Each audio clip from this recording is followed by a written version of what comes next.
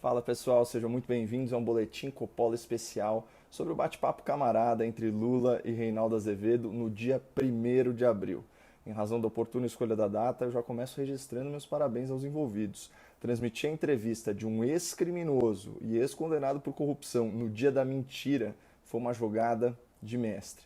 E deu bastante audiência, né? Mais de 1% da população brasileira consumiu esse conteúdo estragado, embalado com rótulo falso, como se fosse um produto democrático. Não é. A entrevista é pura cleptocracia enlatada. E eu sei que desanima saber que tanta gente engoliu informação vencida, mas para fazer frente a essa intoxicação intelectual é muito fácil. Pause esse vídeo e compartilhe. Vamos compartilhar e questionar publicamente por que logo Reinaldo Azevedo se prestou a esse papel constrangedor e por que a Band concordou com isso. Se 200 mil pessoas gastarem 10 segundos compartilhando esse vídeo no Instagram, no Facebook, no YouTube, no Telegram, ele também vai impactar mais de 1% da população brasileira. E assim, espalhando a verdade, a gente contrapõe esse palanque virtual que o senhor Reinaldo Azevedo proporcionou ao Lula na Rede Bandeirantes. Só uma consideração preliminar.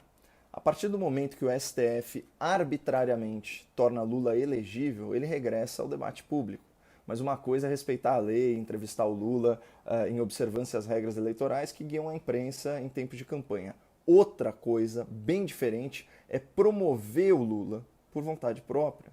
E esse é o ponto principal da minha crítica ao oportunismo do Reinaldo Azevedo, que está reciclando o seu público para surfar a terceira onda do lulismo no Brasil. A primeira foi nos anos 80, a segunda nos anos 2000 e a terceira é agora.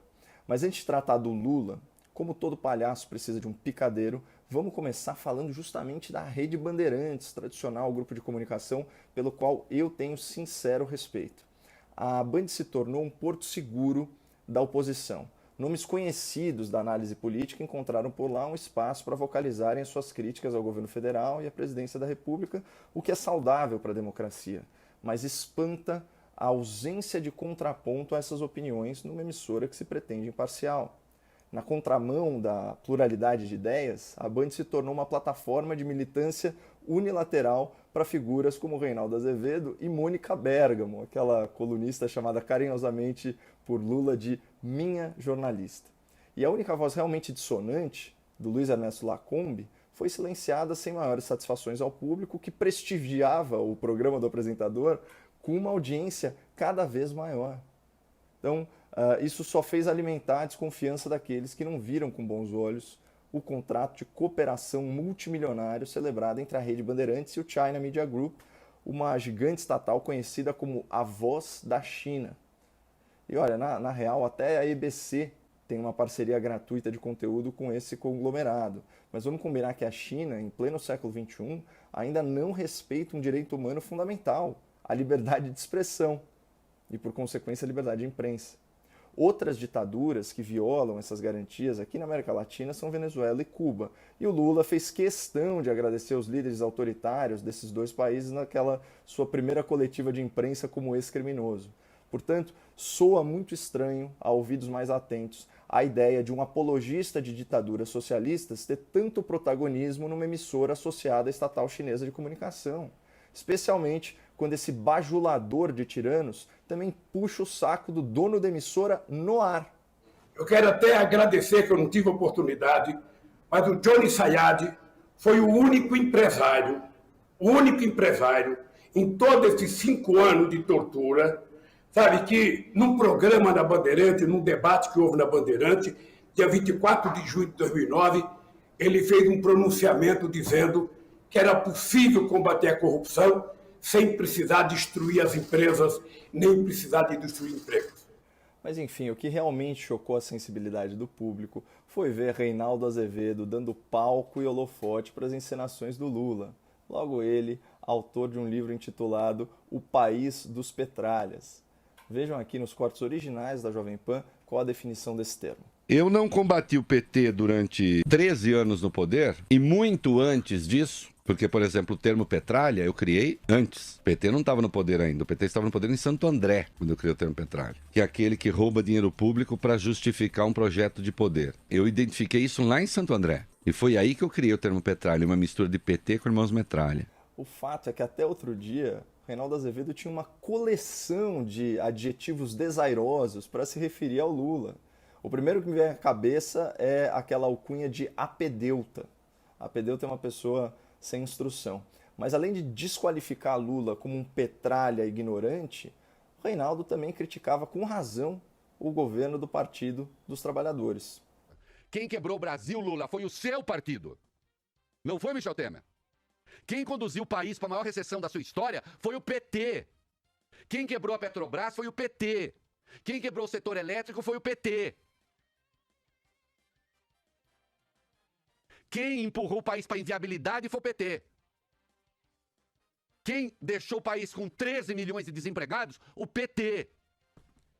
Quem conseguiu conciliar inflação alta, juro alto e déficit explosivo? PT. A trilogia do capeta, meu filho. E agora você vem com conversa? O que há? Aliás, a Dilma só caiu porque o governo ia bem, não é isso? Aquela maravilha que ela está fazendo pro Brasil. Deixa de ser picareta, cara. Isto é mentira.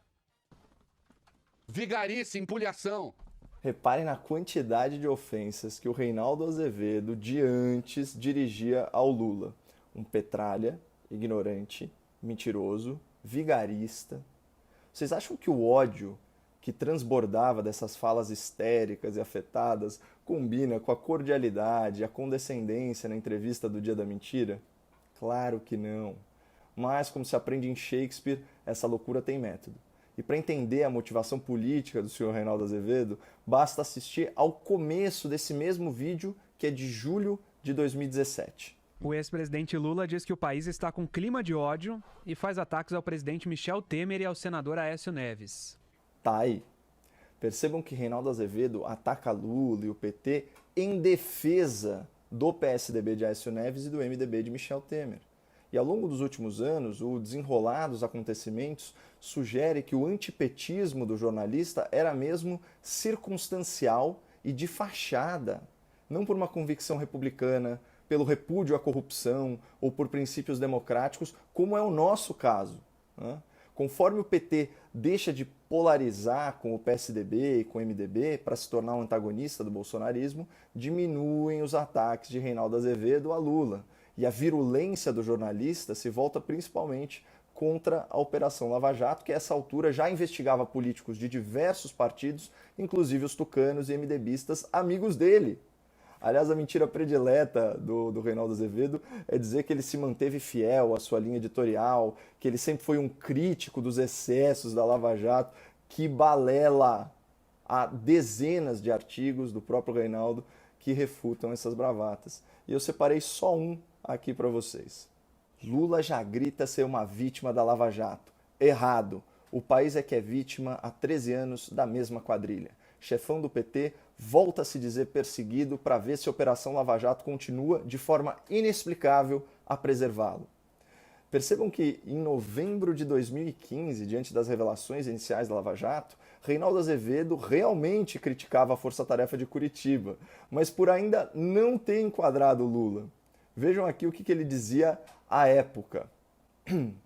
Os eventos mais escabrosos acontecem em torno de Lula, beneficiam o PT, mostram um vínculo entre o partido e alguns bandidos, mas o cara não sabia de nada. O Mensalão e o Petrolão beneficiavam seu governo, mas ora vejam, ele nunca sabe de nada. E o Reinaldo termina afirmando peremptoriamente: no fim das contas, é tudo a mesma coisa. Trata-se de uma quadrilha disfarçada de projeto de poder organizada para assaltar o Estado brasileiro. Pessoal, é muito importante lembrar que tudo isso foi escrito pelo Reinaldo Azevedo antes dos processos judiciais que resultaram nas múltiplas condenações do Lula na primeira instância, na segunda instância e no STJ. Ou seja, o jornalista Reinaldo Azevedo tinha tanta certeza sobre o cometimento dos crimes que já tratava Lula e os petistas como uma quadrilha corrupta antes mesmo do devido processo legal. E eu te pergunto, o que mudou de lá para cá? Lula se tornou inocente? Os petistas foram absolvidos? Claro que não. Os fatos continuam idênticos. Quem se transformou, quem se deformou foi Reinaldo Azevedo. E vamos combinar que é muita hipocrisia dar tanta visibilidade e tanto palanque para alguém que você julga ser um petralha ignorante que assaltou o Estado brasileiro? Mas enfim, olha o que aconteceu em 18 de maio de 2017. Irmã do senador Aécio Neves é presa pela Polícia Federal. Ela é considerada operadora do senador nas investigações da Lava Jato. Entre os áudios das escutas telefônicas vazadas inconstitucionalmente à imprensa, havia conversas entre Reinaldo Azevedo e Andréa Neves que revelavam não só alinhamento político, como também afinidade pessoal. Nas conversas grampeadas, o Reinaldo também se referiu ao jornalismo da Veja como, aspas, nojento. E foi esse constrangimento que motivou seu pedido de demissão da revista. Ato contínuo, ele pede para sair também da Rádio Jovem Pan. E eu encontrei aqui a justificativa oficial e de próprio punho do Reinaldo Azevedo. Pedi demissão da Jovem Pan. As razões da minha saída da rádio antecedem a agressão de que estou sendo vítima. Mas falando em vitimismo, vejam como o Reinaldo Azevedo descreve esses mesmos fatos anos depois. Eu fui um duro crítico do PT durante 13 anos, muito duro, o presidente sabe disso. Eu nunca perdi nenhum emprego por causa disso. Lava Jato / Bolsonaro, me tiraram 3. Só que eu continuo aqui entrevistando Luiz Inácio Lula da Silva. Bom, essa é uma afirmação tão falsa que virou até manchete do Grupo Folha. Qual a influência que o candidato Jair Bolsonaro tinha em 2017 e 2018 para demitir alguém? Não, senhor. Foi Reinaldo Azevedo que pediu demissão e não por causa da Lava Jato. Ele saiu por escolha própria e por defender o indefensável. Ele atacava as autoridades que corajosamente combatiam a corrupção. Ele se tornou praticamente um assessor de imprensa do ministro mais malquisto do STF. E ele passava pano para um senador e para um presidente acusados de corrupção no exercício dos seus mandatos. E qual que foi o resultado disso? Reinaldo Azevedo ofendeu a moralidade e o senso de justiça do seu próprio público, que passou a criticá-lo e a abandoná-lo. Esse é um dado fundamental para entender essa aproximação com Lula e essa guinada brusca à esquerda. A audiência do Reinaldo Azevedo hoje é uma fração do que já foi um dia. E ele sabe que precisa migrar de plateia e reciclar o seu público para se manter minimamente relevante, talvez até por uma questão de vaidade, de ego, sei lá.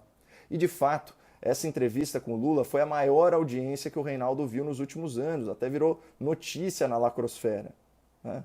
Agora, só para efeito de comparação, a entrevista do senador Cajuru ao jornalista Augusto Nunes sobre o impeachment do Alexandre de Moraes teve o dobro de visualizações. Mas enfim, pior do que ver o Reinaldo Azevedo se fazendo de vítima é a insinuação de que o lulopetismo era um oásis da liberdade de expressão. Pessoal, na eleição agora, de 2018, o PT defendia controle social da mídia no plano de governo. Olha como Ciro Gomes se referia a essa proposta.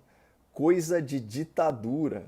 E o próprio Lula nunca conviveu bem com denúncias e com críticas da imprensa. Está no blog do Reinaldo. Olha lá. Larry Rother, jornalista do New York Times, associou Lula à cachaça, o que quase lhe custou a expulsão do Brasil. Mas outro que não lida muito bem com críticas é o próprio Reinaldo Azevedo. Vocês já repararam que nos vídeos dele os comentários estão sempre desabilitados? Aliás, desconfie de quem restringe a liberdade do outro de se expressar, seja ele um jornalista ou mesmo o atual presidente do Senado, que de forma inconstitucional está com as suas redes bloqueadas há uma semana. Olha, pessoal, eu peço desculpas por interromper tão bruscamente, mas eu acabei de perceber que esse vídeo já ficou muito longo. E o pior é que a gente nem abordou as questões mais interessantes, né? A defesa canina que o Reinaldo Azevedo faz dos caciques do PSDB e do ex-presidente Michel Temer, e a curiosa relação de mútua admiração entre o jornalista e o ministro Gilmar Mendes do STF. Mas se você quiser que eu grave um novo boletim sobre esse tema, você já sabe, é só compartilhar esse vídeo. Se a gente atingir a meta de impactar 1% da população brasileira, vocês já podem contar aí com a entrevista Petralha parte 2, com participação especial de Aécio Neves, Michel Temer, Gilmar Mendes e, é claro, Lula. Muito obrigado, não percam a esperança no Brasil, uma ótima semana e fiquem com Deus.